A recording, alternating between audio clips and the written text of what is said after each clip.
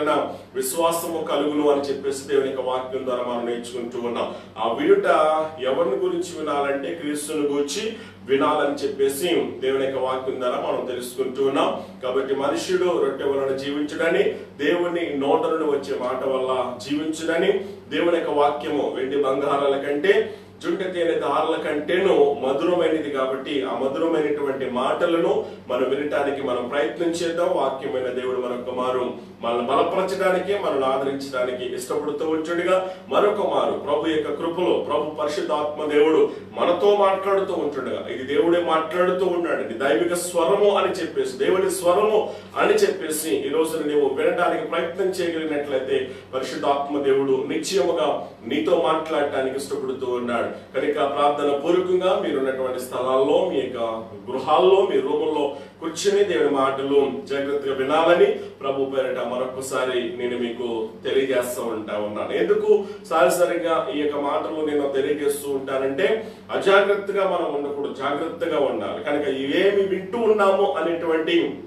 విషయాలను మనము జ్ఞాపకం చేసుకోవాలి. జాగ్రత్తగా గనక వినకపోతే గనక మీ విరోధమైనటువంటి అపవాదైనటువంటి సాతాను గర్జించు సింహం వలె తిరుగులాడుతున్నాడు అని చెప్పేసి దేవుని యొక్క వాక్యములు మనం చదువుతూ ఉన్నాం. కాబట్టి మెలకువ కలిగి లేకపోతే, జాగ్రత్తగా లేకపోతే గనక ప్రమాదం ఉంది. కాబట్టి మనం తప్పిపోతాం, పడిపోతాం. కాబట్టి దేవుని యొక్క వాక్యం వినిటిలో జాగ్రత్తగా ఉండాలని చెప్పేసి మరొకసారి నేను మీకు ప్రేమతో మనవి చేస్తూ ఉన్నాను. గతించినటువంటి కొన్ని దినాల నుండి మనమందరము కూడా అపోస్తుల కార్యముల గ్రంథములో ఉన్నటువంటి శ్రేష్టమైనటువంటి విషయాలను మనం ధ్యానం చేయడానికి కృపగల దేవుడు పరిశుద్ధాత్మ దేవుడు మనకు ఎంతగానో సహాయం దయచేస్తూ ఉన్నాడు. అయితే కొన్ని దినాల నుండి మనం నేర్చుకుంటున్నటువంటి ధ్యానాంశం ఏంటంటే పరిశుద్ధాత్మ దేవుని గురించి మనం నేర్చుకుంటూ ఉన్నాం.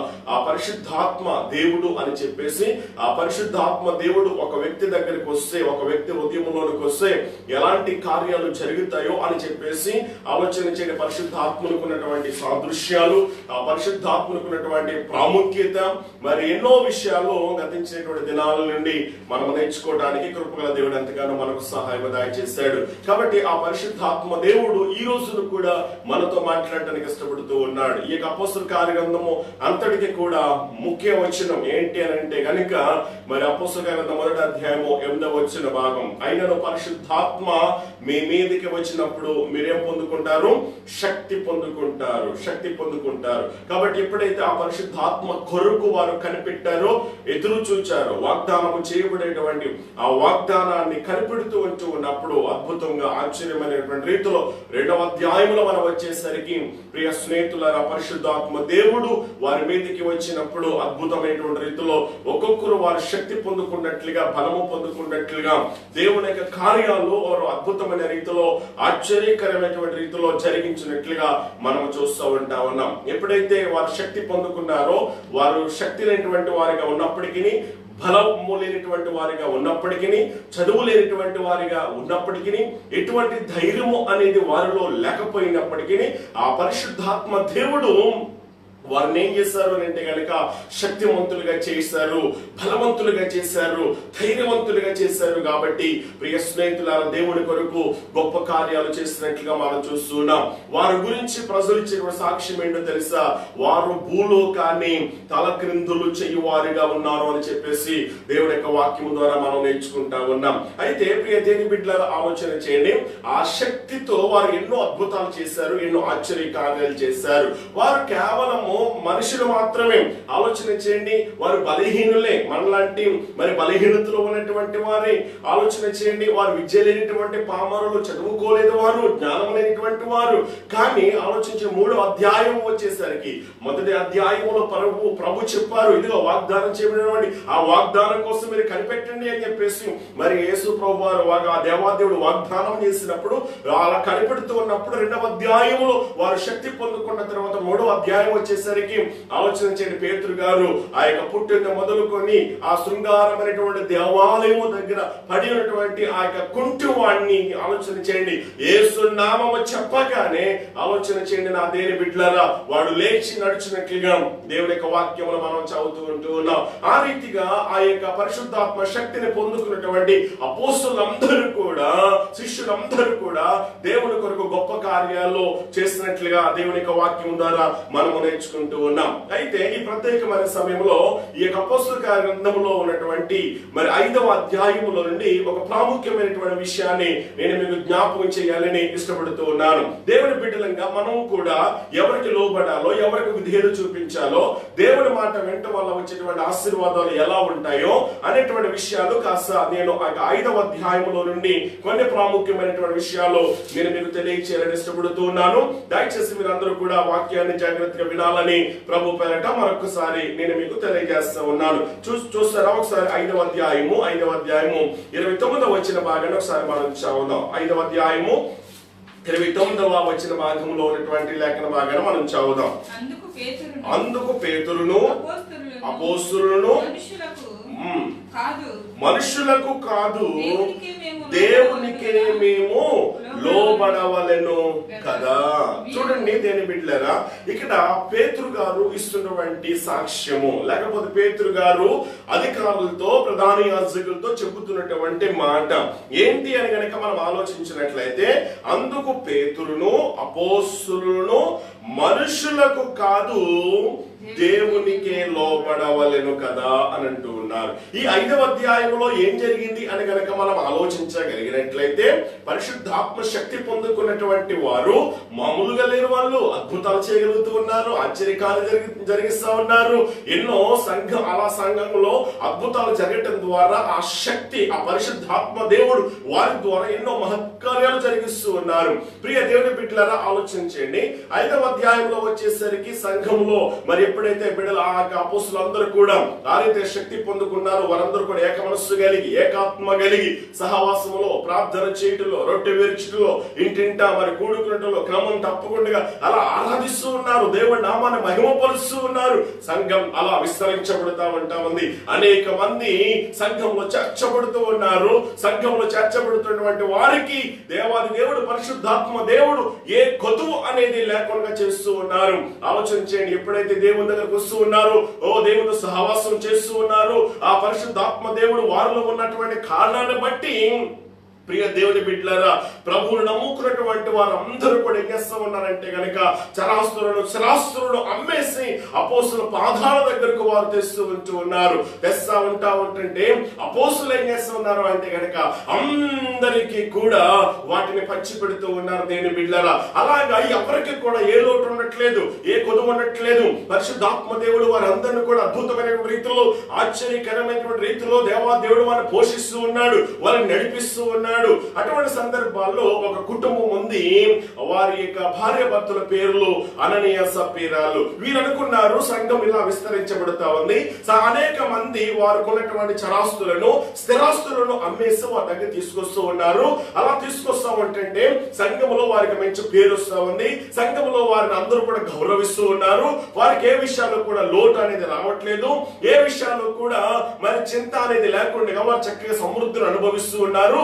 కాబట్టి మనకు కూడా పేరు రావాలి, మనకు కూడా గుర్తింపు అనేది రావాలి అని చెప్పేసి వాళ్ళు ఏం చేస్తారంటే గనుక ఇద్దరు ఏకీభవించి ఏం చేస్తారో తెలుసా, వారికి ఉన్నటువంటి పొలాన్ని అమ్మేసి అపోస్తలులకు ఇద్దామని చెప్పేసి ఆలోచన చేశారు. అమ్మిన తర్వాత డబ్బు వచ్చిన తర్వాత డబ్బును చూసేసరికి వీరి యొక్క ఆలోచనలు మారిపోయాయి. ప్రియ దేవుని బిడ్డలారా, ఆలోచించండి. అటువంటి పరిస్థితుల్లో వీరు ఏమనుకున్నా తెలుసా, కొంత దాచుకొని కొంత ఇద్దామని చెప్పేసి అనుకున్నారు. ఈ లోపల అననీయ వచ్చి మరి ఆ యొక్క మరి పేతురు దగ్గర, ఇదిగో మేము భూములు ఉన్నటువంటి ఆ భూమిని అమ్మేసిన తర్వాత ఆ యొక్క ధనాన్నంతా కూడా మీకు తీసుకొచ్చామని చెప్పేసి అంటే, మరి పేతురు గారు అంటూ ఉన్నారు, ఈ యొక్క భూమిని మీరు ఇంతకే అమ్మారా అని చెప్పేసి అంటూ ఉన్నారు. అన్నప్పుడు అననీయ ఏమన్నాడు తెలుసా, ఇంతకే మేము అమ్మాము అని చెప్పేసి అన్నారు. అటువంటి సందర్భాల్లో పేతురు గారు ఏమన్నారు అంటే కనుక, పరిశుద్ధాత్మ చేత నింపబడినటువంటి వాడు కాబట్టి ఆలోచన చేయండి. పరిశుద్ధాత్మ దేవుడు ఎవరిలో అయితే ఉంటారో, దేవుని యొక్క వాక్యంలో గతించిన దినాల్లో మనం నేర్చుకున్నాము, అన్నింటినీ కూడా వివేచించును అనేటువంటి సత్యాన్ని మనం అక్కడ జ్ఞాపకం చేసుకున్నాం. కనుక పరిశుద్ధాత్మ దేవుడు పేతురులో ఉండి మాట్లాడిపిస్తూ ఉన్నాడు. ఇదిగో అననీయ, నీవు మాట్లాడింది అబద్ధం ఆడింది ఎవరితో తెలుసా? మనుషులతో కాదు, పరిశుద్ధాత్మ దేవునితో నీవు అబద్ధం ఆడు. మీరు ఎంతగానే అమ్మారు అని చెప్పేసి, ఇదిగో నీవు ఆ రీతి అబద్ధం ఆడమని చెప్పేసి ఆ రీతిగా చెబుతూ ఉన్నప్పుడు వెంటనే అక్కడికక్కడే అననీయ ఏమయ్యారో తెలుసా? చనిపోయాడు, మరణించాడు దేవుని బిడ్డలారా. వెంటనే 4 మనుషులు వచ్చి అననీయను తీసుకుని వెళ్ళిపోయారు. వెళ్ళిపోయి సమాధి చేసేసారు, పాత పెట్టి వచ్చేసారు. తర్వాత ఇంచుమించు 3 గంటల తర్వాత సప్పీరా గారు వచ్చారు. అననీయ మరి భార్య సప్పీరా వచ్చి మరి ఆ యొక్క పేతురు దగ్గర నిలబడినప్పుడు మరి ఎంతగానో మీరు అమ్మారు అని చెప్పేసి మరలా ఆ ప్రశ్న పేతురు ఆ యొక్క సప్పీరాని అడిగినప్పుడు సప్పీరా కూడా అదే మాట చెబుతా ఉంటుంటే పేతురు ఏమంటూ ఉన్నారో తెలుసా? ఇదిగో నీ పెనిమిటిని మోసుకుని పోయేటువంటి వారి పాదాలు వాకిట నిలిచి ఉన్నాయి, వారు కూడా నేను ఏం చేస్తావు తెలుసా? మోసుకుని పోతారు అని చెప్పేసి పేతురు చెబుతా ఉంటుంటే ఆ రీతిగానే అక్కడికక్కడే ఆమె కూడా ప్రాణం విడిచి చనిపోయినట్లుగా మనం చూస్తూ ఉన్నాం. ఎప్పుడైతే ఈ విషయం జరిగిందో వెంటనే సంఘంలో ఏం జరిగిందో తెలుసా? ఒకసారి ఆ మాటను మనం చదువుదాం. 11వ వచనం వచ్చేసరికి చూడండి దేవుని బిడ్డలారా, సంఘమంతటికి ఈ సంగతులు వినిన వారందరికీ కూడా ఏమైందో తెలుసా అండి? మిగుల భయము కలిగెను. ఈనాటి సంఘములో దేవుని యొక్క భయము కలిగి ఉండాలండి. ఆనాడు అపోస్తలులు మరి మొదటి శతాబ్దంలో క్రైస్తవ సంఘం ఉన్నట్లుగా ఈ రోజున ఈ శతాబ్దంలో దేవుని యొక్క భయము అనేది సంఘాల్లో ఉండాలన్నా దేని బిడ్డలారు. కానీ దేవునికి భయపడేవారు ఉన్నారా అని అంటే కనుక దేవునికి భయపడేవారు ఎవరు కూడా లేరు. ఈ రోజున జ్ఞాపకం చేస్తూ ఉన్నాను, ఎప్పుడైతే ఈ విషయం జరిగిందో తెలుసుకున్నటువంటి వారందరూ కూడా సంఘం అంతటికి కూడా మిగుల భయము కలిగింది. మిగుల భయము కలిగిన 14వ వచన భాగంలో మనం చదువుతా ఉన్నప్పుడు ప్రియ దేవుని బిడ్డలను ఆలోచించండి. 12వ వచనం మనం చదువుతాం. 12వ వచన భాగం, ప్రజల మధ్య అనేకమైనటువంటి సూచక క్రియలను మహత్కార్యములను చూసారా? అపోస్తలుల చేత చూసారా? మహత్కార్యాలంట అనేకమైనటువంటి సూచక క్రియలు ఎవరి చేత జరిగిస్తా ఉన్నాడు? పరిశుద్ధాత్మ దేవుడు అపోస్తలుల చేత జరిగిస్తా ఉన్నారు. ఎవరు ఈ అపోస్తలులు? విద్య లేనటువంటి పామరులు, జ్ఞానం లేనటువంటి వారు, తెలివి లేనటువంటి వారు. ఎప్పుడైతే పరిశుద్ధాత్మ దేవుడు వారిలో వచ్చాడో వారికి ఏమొచ్చింది? శక్తి వచ్చింది, బలం వచ్చింది, ధైర్యం వచ్చింది. అందుకని అధికారులు ఎదుట నిలవబడినప్పటికీ కూడా ఇదిగో మేము మనుషులకు కాదు భయపడవలసింది, దేవునికి మాత్రమే మేము భయపడాలా, లోపడాలా అనేటువంటి ఆ విషయాన్ని పేతురు గారు ఖచ్చితంగా చెబుతూ ఉన్నాడు. దేని బిడ్డలారా, ఎప్పుడైతే భయం కలిగిన పరిశుద్ధాత్మ దేవుడు అపోస్తలుల మీద ఉన్నటువంటి కారణాన్ని బట్టి సూచక క్రియలు మహత్కార్యాలు జరిగిస్తా ఉన్నప్పుడు ఏం జరుగుతుందో తెలుసా? చదువుదాం ఒకసారి, మరొకసారి 12, 13, 14 వచనాలు చదువుదాం. చూడండి, మీ దగ్గర కూడా బైబిల్ గ్రంథాలు ఉన్నాయని చెప్పేసి అనుకుంటూ ఉన్నాను. దయచేసి మీరు కూడా బైబిల్ గ్రంథాలు తెరిచి జాగ్రత్తగా ఈ మాటలు వినాలని చెప్పేసి ప్రభు పేరట మరొకసారి నేను మీకు తెలియజేస్తా ఉన్నాను. చదువుదాం. ప్రజల మధ్య అనేకమైన సూచక క్రియలు మహత్కార్యములను అపోస్తలుల చేత చేయబడుచుండెను. మరియు వారందరూ ఏక మనస్కులై సొలొమోను మంటపములో నుండి ఉండిరి. కడప వారిలో ఎవడును వారితో కలుసుకొనుటకు తెగింపలేదు గాని ప్రజలు వారిని గణపరచుచుండిరి. పురుషులను స్త్రీలను అనేకులు మరి ఒక్కగా విశ్వాసులై ప్రభు పక్షమును చేర్చబడి. చూసారా, ఇక్కడ మనం ఆలోచన చేస్తా ఉన్నప్పుడు సంఘములో పరిశుద్ధాత్మ దేవుడు చేస్తున్నటువంటి ఆ మహత్ కార్యాలను బట్టి, సూచక క్రియలను బట్టి, అద్భుతాలను బట్టి సంఘము ఏమవుతుందో తెలుసా? అక్కడ విస్తరిస్తా ఉన్నారు. అందుకని ఇక్కడ మనం చదువుతా ఉన్నాము, పురుషులను స్త్రీలను అనేకులు మరి ఎక్కువగా విశ్వాసులై ఎవరి పక్షంగా చేరుతా ఉన్నారంట? ప్రభువు పక్షముగా చేర్చబడిరి. అందుచేత పేతురు గారు వస్తా ఉన్నప్పుడు పరిశుద్ధాత్మ దేవుడు పేతురులో ఉన్నారు కాబట్టి చూడండి నా దేవుని బిడ్డలారా, పేతురు ఎంత అద్భుతంగా మరి ఆ యొక్క శక్తి చేత నింపబడ్డాడు అని కనుక మనం ఆలోచించగలిగినట్లయితే 15వ వచన భాగంలో మనం చదువుతూ ఉన్నాము. చూడండి, జనులు రోగులను ఏం చేస్తా ఉన్నారంట? వీధులలోనికి తెచ్చి వారిని ఎవరి మీదైనను అతని నీడైనను పడవలెనని మంచముల మీదను పరుపుల మీదను వారిని ఉంచిరి. యెరూషలేము చుట్టూ నుండు పట్టణముల జనులు రోగులను అపవిత్రాత్మల చేత పీడింపబడిన వారిని మోసుకొని కూడి వచ్చిరి. వారందరూ స్వస్థత పొందిరి. దేవుని నామానికి మహిమ కలుగును గాక. హల్లెలూయా. అక్షర విద్య లేని పామరుడు, బలహీనుడు, పిరికివాడు, తొందరపాటు కలిగినటువంటి వాడు, నీకోసం ప్రాణం ఇస్తాను అని చెప్పేసినటువంటి వాడు ప్రభువుని పట్టుకొని తీసుకుని పోతా ఉంటుంటే ఆయనతో నేను కూడా ఉన్నాను, కలిసి ఉన్నాను అని అంటే కనుక నన్ను కూడా చంపేస్తారు అని చెప్పేసి పారిపోయి చలి కాచుకుంటున్నటువంటి ఆ యొక్క కలవ రానిటువంటి ఆ గుంపులో కలిసిపోయి కూడినటువంటి స్థలంలో కూర్చుండి ఆలోచన చేయండి నా దేవుని బిడ్డలారా. అక్కడ కూర్చుని ప్రభువు నాకు తెలియదని చెప్పేసి ఆలోచన చేయండి. అబద్ధం ఆడేటువంటి పేతురు ఇప్పుడు దేవుడి కొరకు, పరిశుద్ధాత్మని కొరకు ఎదురు చూస్తూ ఉన్నప్పుడు నా దేవుని బిడ్డ శక్తి పొందుకున్న తర్వాత ఆలోచన చేయండి. మళ్ళా చేపలు పట్టుకోవడానికి వెళ్ళిపోయినటువంటి పేతురు దేవుని పరిశుద్ధాత్మ చేత నింపబడేటువంటి వాడిగా ఉంటా ఉన్నప్పుడు ఆ పేతురుని దేవుడు ఎంతగా వాడుకున్నాడో ఇక్కడ మనం చూస్తా ఉన్నాం. ఈ రోజు నిన్ను కూడా దేవుడు వాడుకోగలండి. ఈ రోజున మన దగ్గర చదువు లేకపోవచ్చు, మరొకసారి జ్ఞాపకం చేస్తున్నాను, జ్ఞానం లేకపోవచ్చు, తెలివి లేకపోవచ్చు, అందంగా లేకపోవచ్చు. దేవుడు ఇవేమి చూడడు, మనుషులు ఇవి చూస్తారు. ఏం చూస్తారు? పై రూపం చూస్తూ ఉంటారు. ఎత్తు, బలం, అందం, హోదా, పలుకుబడి ఇవన్నీ చూస్తూ ఉంటారు. దేవుడికి ఇవేమి అవసరం లేదు. ఆయనకి నీవు జస్ట్ అందుబాటులో ఉంటే చాలు.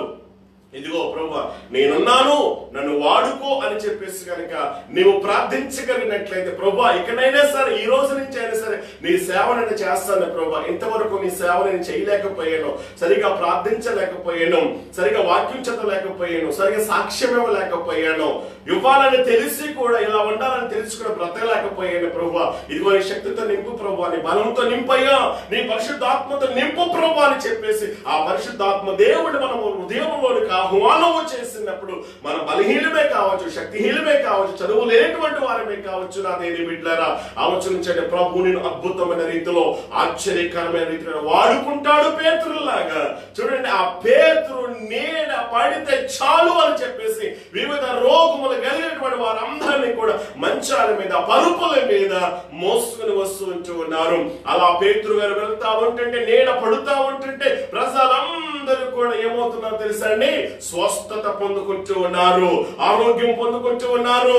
అలా ఆరోగ్యం పొందుకుంటా ఉంటే, స్వస్థత పొందుకుంటా ఉంటే సంఘం విస్తరించబడుతా ఉంది. దేని బిడ్డలారా ఆలోచన చేయండి. సంఘం విస్తరించబడుతా ఉంటే హింసలు ప్రారంభమయ్యాయి, శ్రమలు వచ్చాయి. అయినా సరే వారు కదిలిపోలేదు, అయినా సరే వారు ప్రభుని విడిచిపెట్టలేదు, అయినా సరే వారు వెనుకంజ వేయలేదు. నా దేవుని బిడ్డలారా దేవుని కొరకు ధైర్యంగా నిలబడగలిగారు. ఈ రోజు చిన్న కష్టం వచ్చిందని ప్రార్థన చేయడం మానేస్తున్నావు కదూ, చిన్న కష్టం వచ్చిందని చెప్పేసి బైబిల్ సరిగా చదవలేకపోతున్నావు కదూ, ఈ రోజున ఏదో చిన్న బలహీనత, కష్టం వచ్చిందని, రోగం వచ్చింది, తెగులు వచ్చిందని చెప్పేసి దేవుడు అనేవాడు ఉంటే కనుక ఎందుకు ఈ తెగులు, ఎందుకు ఇన్ని మరణాలు అని దేవుణ్ణి ప్రశ్నిస్తున్నావు కదూ. దేవుణ్ణి ప్రశ్నించినటువంటి వాళ్ళమా మనం? చేయబడినటువంటి కుండ తన యొక్క కుమ్మరి వాడు తెలిసితో నన్ను ఎందుకు ఎలా చేసావని చెప్పేసి అడుగుతారా? అడగదు నా దేని బిడ్డలారా. ఆయన చేత సృష్టించబడిన మనం, మన జీవితం యొక్క ముఖ్య ఉద్దేశం ఏంటి అంటే కనుక ఆయనను మాత్రమే మహిమపరచాలి తప్ప ఆలోచన చేయండి, ఆయన ప్రశ్నించటం మనము చెయ్యకూడదు నా దేని బిడ్డలారా. ఆయన మన కాల గతులు సమస్యలు కూడా ఆయన చేతిలో ఉన్నాయి, ఆయన చూసుకుంటాడు సమస్యలను కూడా నా దేని బిడ్డలారా. ఎప్పుడైతే అలా అద్భుతం జరుగుతా ఉన్నాయో, ఆశ్చర్యకరం జరుగుతూ ఉన్నాయో, మహత్కారం జరుగుతూ ఉన్నాయో, ఒక సంఘములోనికి అనేక మంది అన్యజనులు అవుతూ ఉన్నారు, సంఘంలో చర్చబడుతూ ఉన్నారు, సంఘము జీవింపబడుతూ ఉంటుంది. పరిశుద్ధాత్మ దేవుడు అపోస్తుల ద్వారా ఎన్నో అద్భుతాలు, ఆశ్చర్య కార్యాలు జరిగిస్తూ ఉంటా ఉన్నారు దేవుని బిడ్డలారా. అయితే ఈ లోపల ఏం జరిగిందో తెలుసా? హింసలు ప్రారంభమైనాయి, శ్రమలు వచ్చాయి, శ్రమలు స్టార్ట్ అయ్యాయి అని చెప్పేసి వారు ప్రభుని వదిలేస్తారనుకుంటున్నారా? ప్రభుని విడిచిపెట్టేస్తారనుకుంటున్నారా? లేదు లేదు లేదు లేదు. వారు ఏం చేస్తారు చూడండి నా దేవుని బిడ్డలారా. 17వ వచన భాగంగా మనకు వద్దాం. 17వ వచన భాగం మనం చదువుదాం. ప్రధాన యాజకుడు అతనితో కూడా ఉన్న వారందరూ అనగా సద్దుకైల తెగవారు వచ్చి వత్సరముతో నిండుకొని. చూసారా అలా జరుగుతా ఉంటే వారందరూ కూడా అసూయ చేసిన వాళ్ళకి అసూయతో వారు నిండుకున్నారు. 18వ వచన భాగం చదువుదాం. చూడండి, బలత్కారముగా బంధించి ఏం చేశారో తెలుసా? వారు ఏ తప్పు చేశారు? వాళ్ళే తప్పు చేయలేదు. ఆలోచించండి అదేని పెట్టారా? ప్రభు సిలువను కూర్చుని వార్త వారు ప్రకటిస్తూ ఉన్నారు, శక్తి పొందుకున్నారు, బలహీనలు. జ్ఞాపం చేస్తూ ఉన్నాను, ఈ రోజున నీకున్నటువంటి ఒకవేళ ఏదో చిన్న లోపం ఉందని చెప్పేసి దేవుడు నన్ను ఎంతగా ఏం చేశాడు? ఒకవేళ ఇది ఈ లోపం కనుక లేకపోతే కనుక వారిలాగా పాడుతుంది కదా అంటున్నావా? ఒకవేళ ఈ లోపం ఉందే కదా అందుకనుక నేను కూడా సరిగ్గా చదవలేకపోతానని చెప్పేసి ఏదో ఉన్న చిన్న లోపాన్ని బట్టి నువ్వు సరిగ్గా ఆధ్యాత్మికంగా బలపడలేకపోతున్నావు కదా. ఈ రోజున అపోస్తలుడైన పౌలు జీవితాన్ని కూడా మనం ఆలోచన చేస్తూ ఉంటా ఉన్నప్పుడు పరిశుద్ధాత్మ దేవుడు పౌలులో ఒక ముళ్ళు ఉంచాడంట. ఆ ముళ్ళను తీసివేయని చెప్పేసి ఎన్నోసార్లు ప్రభు దగ్గర వేడుకున్నాడు, ప్రాధేయపడ్డాడు. అయితే కృపగల దేవుడు పౌలుకి ఇస్తున్న సమాధానం ఏంటో తెలుసా? పౌలు, ఈ బలహీనత ఉందని, ముళ్ళు ఉందని చెప్పేసి, ఈ లోపం ఉందని చెప్పేసి భయపడవసరం లేదయ్యా, బాధపడవసరం లేదు, కలవరపడద్దు. ఇదిగో ఒక విషయం గుర్తుపెట్టుకో, నా కృప నీకు చాలు, నా కృప నీకు చాలు, ఇంకేం కావాలి, ఇంకేం కావాలి. దేవుని నామానికి మహిమ కలుగును గాక. ఈ రోజున ఆ లోపం ఉంది, లేకపోతే ఈ లోపం ఉంది, అందుకే దేవుడు నన్ను సృష్టించాడు, లేకపోతే నా తెల్లవారుతల్లిగా ఉన్నారు, వారు చక్కగా మాట్లాడగలుగుతున్నారు, మాట్లాడలేకపోతున్నారు, వారు చక్కగా చదువుకున్నారు, నాకు చదువు అనుకుంటున్నావా? లేదు లేదు లేదు లేదు. ఈ రోజున లోకం మనిషి మనలో ఉన్న లోపాలను ఎత్తి చూపిస్తా ఉంటారు. కానీ ఈ రోజున పరిశుద్ధాత్మ దేవుడు నీతో మాట్లాడుతూ ఉన్నాడు. ఈ రోజున నీవు గనక పరిశుద్ధాత్మ దేవుడికి అందుబాటులో ఉంటూ, ప్రభువా నా హృదయంలోనికి రండి ప్రభు, నీ ఆత్మతో నింపి బలమైన సాధనగా, సాక్షిగా, పాత్రగా నన్ను వాడుకో ప్రభు అని అంటే గనక ప్రభు నిన్ను వాడుకోవడానికి ఇష్టపడుతూ ఉన్నాడు. తన ఆత్మతో నేను నింపటానికి ఆయన ఇష్టపడుతూ ఉన్నాడు ప్రియ స్నేహితులారా. కాబట్టి ధైర్యంగా మనం ఉండాలా. ఈ రోజున వారు అసూయ వచ్చేసింది, అసూయతో వాళ్ళు ఏం చేసిన దేశ బలత్కారముగా వీళ్ళు ఏం చేసిన దేశాన్ని బంధించారు. బంధించినప్పుడు 19 వచ్చిన భాగం మనం ఏం చదువుతున్నామో తెలుసా? చూసారా, ప్రభు దూత రాత్రి వేళ వారిని వెలుపలికి తీసుకుని వచ్చి, ఇదిగో మీరు వెళ్ళి దేవాలయంలో నిలబడండి, భయపడద్దు, ఆ జీవము గల దేవుని గురించి మీరు ఏం చేయాలా వారితో చెప్పమని చెప్పినప్పుడు ఆ రీతిగా వారు ఏం చేశారు తెలుసా? వెళ్ళి దేవాలయంలోనికి వెళ్ళి నిలబడి వాక్యం చెబుతా ఉన్నారు, ప్రభువుని గురించి వారు ప్రకటిస్తా ఉంటా ఉన్నారు. చూడండి నా దేవుని బిడ్డలారా, 21 వచ్చిన భాగం కూడా మరొకసారి మనం చదువుదాం. వారు ఆ మాట విని, ఏ మాట అంటే ఇక్కడ దూత చెప్పిన మాట విని దేవాలయంలోనికి వెళ్ళిపోయి వారు ఏం చేస్తూ ఉన్నారంట? బోధిస్తూ ఉంటూ ఉన్నారు. వారుడు వచ్చి మహాసభ వారిని ఇశ్రాయేలు పెద్దలందరినీ పిలువనంపించి వారిని తోడుకొని రండని బండ్రౌతులను చెరసాలకు పంపిరి. ఇక్కడ మనం ఆలోచించగలిగినట్లయితే ప్రధాన యాజకుడు ఏం చేస్తాడో తెలుసా? అతనితో కూడా ఉన్నటువంటి వాళ్ళు ఇశ్రాయేలు పెద్దలందరినీ కూడా సమావేశపరిచి ఏం చేస్తాడో తెలుసా? ఒక మహాసభను ఏర్పాటు చేశాడు. ఆ మహాసభను ఏర్పాటు చేసిన తర్వాత అపోస్తలులను పిలిపించుకుని రమ్మని చెప్పేసి కొందరి భటులను ఏం చేశాడు తెలుసా? చెరసాలకు పంపించాడు. చెరసాలకు పంపిస్తే అక్కడ ఏం జరిగిందో తెలుసా? చదువుదామా 23 వచ్చిన భాగం. దయచేసి మీరందరూ కూడా బైబిల్ తెరవండి, తెరిచి మాతో పాటు మీరందరూ కూడా చదువుతున్నారని చెప్పేసి నేను తలస్తూ ఉంటూ ఉన్నాను. చదువుదాం. చూడండి, చెరసాల ఎలా ఉందంట? బహుభద్రముగా మూసియుటయు, కావలి వారు తలుపుల ముందర నిలిచియుటయు చూచితివి గాని, తలుపులు తీసినప్పుడు లోపల మాకు ఒకడైనను సరే చేయలేదంట, కనబడలేదు కనబడలేదు కనబడలేదు. ఇలా చెబుతూ ఉంటూ ఉన్నప్పుడు నా దేని బిడ్డలారా, జరిగినటువంటి విషయాలంతా కూడా మరలా అధికారులకు వెళ్ళి చెబుతా ఉంటుంటే 24 వచనం వచ్చేసరికి ఇంతలో ఒకడు వచ్చాడు. ఒకడొచ్చి వాడు ఏం చెబుతూ ఉన్నాడంటే, అయ్యా మీరు ఎవరినైతే బంధించి చెరసాల్లో వచ్చారో వాళ్ళు ఏం చేస్తూ ఉన్నారంటే గనక దేవాలయంలో, మందిరంలో నిలబడి ఏం చేస్తున్నారో తెలుసా? ప్రజలకు బోధిస్తూ ఉన్నారంట. చూడండి 24 వచ్చిన భాగం కూడా మనం చదువుదాం. ప్రధాన యాజకులను ఆ మాటలు విని ఇది ఏమవును అని వారి విషయమే ఎటు తోచకపోయింది. అప్పుడు ఒకడు వచ్చి, ఇదిగో మీరు చెరసాలలో వేయించిన మనుషులు దేవాలయంలో నిలిచి ప్రజలకు బోధించుచున్నారని వారికి తెలుపగా అధిపతి బండ్రావుతులతో కూడా పోయి ప్రజలు రాళ్లతో కొట్టుద్రేమో అని భయపడి బలాత్కారం చేయకయే వారిని తీసుకొని వచ్చాను. వారిని తీసుకొని వచ్చి సభలో నిలువబెట్టగా ప్రధాన యాజకుడు వారిని చూచి, చూడండి, ఆ ప్రధాన యాజకుడు తీర్పు తీరుస్తూ ఉన్నాడు. వారిని చూసి ఏమన్నాడు తెలుసా? చదువుదాం. మీరు ఈ నామమును బట్టి బోధింపకూడదని. జాగ్రత్తగా వినండి. 27 వచనాలు మరొకసారి మనం చదువుదాం.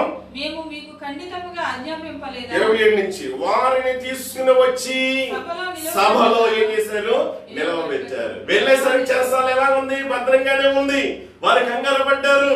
కంగారు పడేసరికి మళ్ళా విషయం అంతా కూడా చెబుతా ఉంటుండే వారు ఏం చేశారు, ఏం చేయాలి, ఎలా ఏం జరిగిందని చెప్పేసి మరి తలపట్టుకుంటా ఉంటుంటే ఒకడు వచ్చి ఏం చెప్పాడు?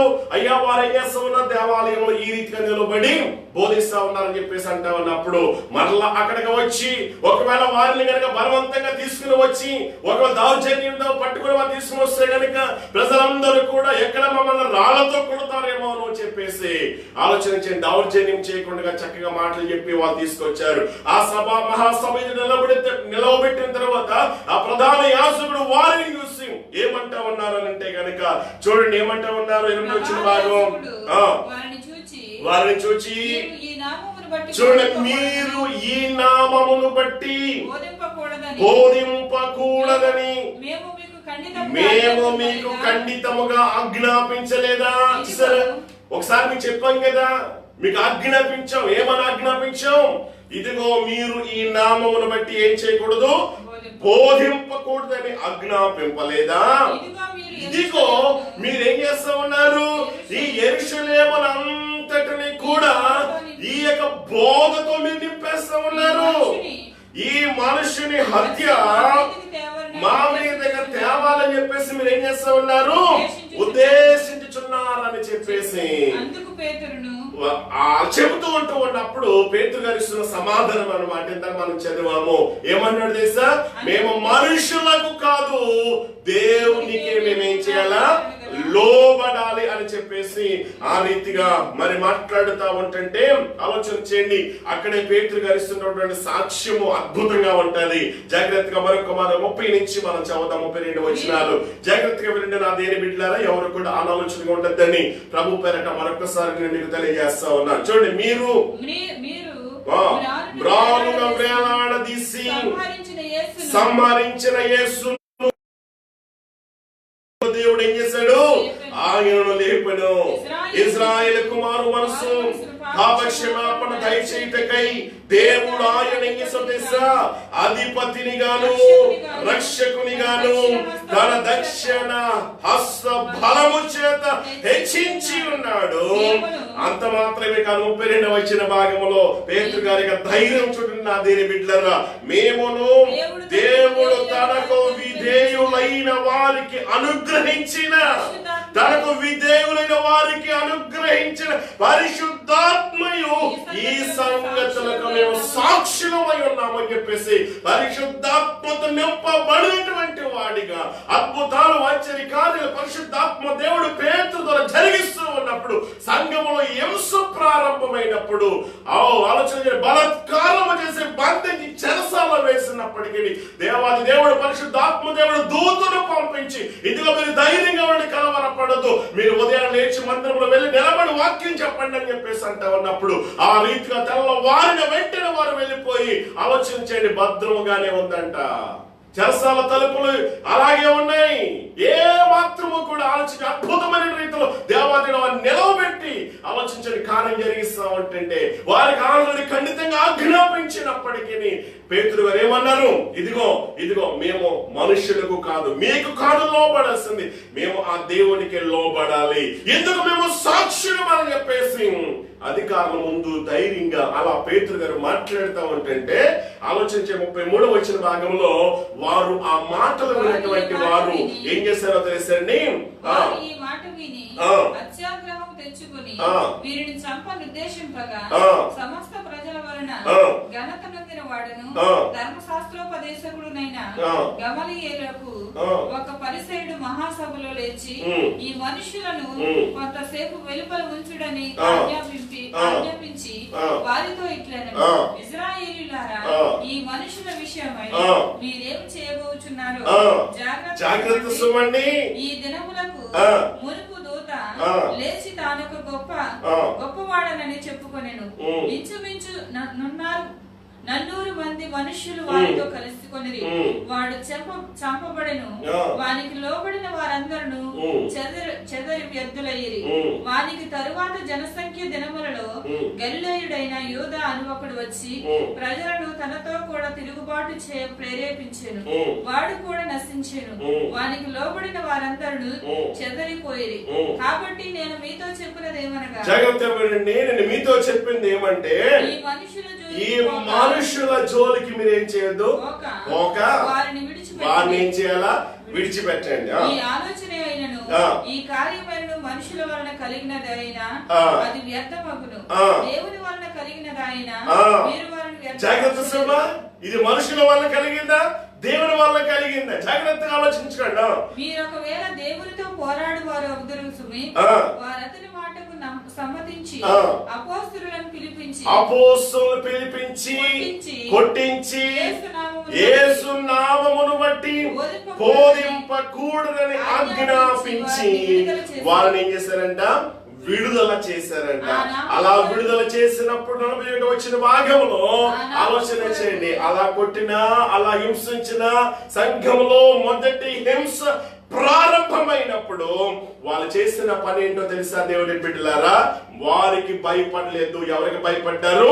దేవునికి భయపడ్డారు. తర్వాత ఇక్కడ మనం చదువుతూ ఉన్నప్పుడు 41 వచ్చిన భాగంలో ఆ నామము కొరకు అవమానము పొందుటకు పాత్రులమని ఎంచబడినందున వారు సంతోషించుచు మహాసభ ఎదుట నుండి వెళ్ళిపోయి, చూసారా, ప్రతి దినము దేవాలయములోను ఇంటింట మానక బోధించుచు యేసే క్రీస్తుని ప్రకటించుచుండెను. దేవునామానికి మహిమ కలుగును గాక. హల్లెలూయా, హల్లెలూయా. ఎంత అద్భుతమైనటువంటి మాటలు నా దేని బిడ్డలారా.